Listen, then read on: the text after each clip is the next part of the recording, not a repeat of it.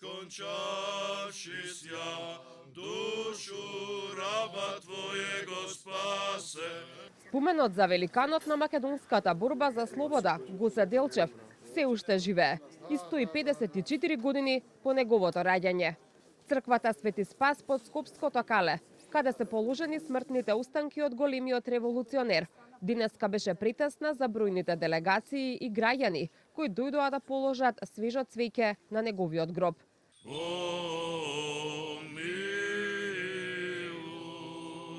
Панихидата за помен на големиот син на македонскиот народ Гоце Делчев ја водеше архиепископот господин Стефан, чие дело, рече, не смее да биде заборавено, туку да биде вечен потсетник за љубовта кон татковината. Гоце знаел дека Македонија е заедница на народ со свој историја, вера, јазик и култура и дека секој обид да и се одземе слободата на татковината истовремено е обид да и се одземе и душата.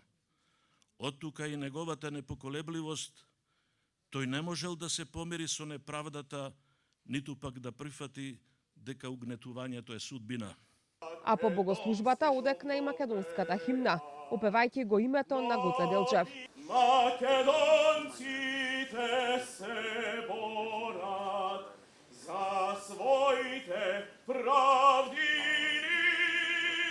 Премиерот Мицкоски, која предводеше владината делегација, порача дека споменот на Гоце Делчев и неговото дело остануваат инспирација за идните генерации и пример за тоа како треба да се гради заедничката татковина.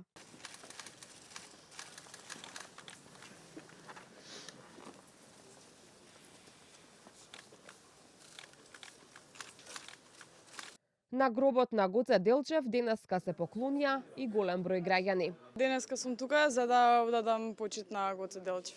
Мислите ли дека успеваме достоинствено да го зачуваме споменот на Гоце Делчев? Сметам.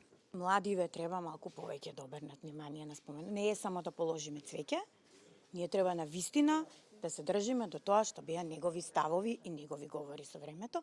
Значи треба да нашите млади деца да ги научиме повеќе да го почитуваат. И ликот и делото. Делегацијата на СДСМ ја предводеше генералниот секретар Александар Димитриевиќ, додека председателот на партијата Венко Филипче преку социјалните мрежи порача во време кога државата повторно се соочува со сериозни предизвици, да не дозволиме националните интереси да бидат заложник на дневна политика.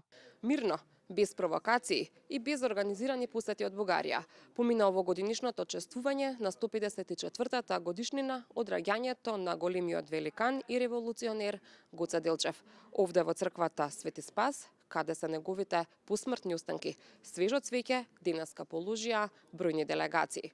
А во чест на денешното одбележување, Државниот архив објави автентичен и оригинален документ, напишан од самиот Гоце Делчев.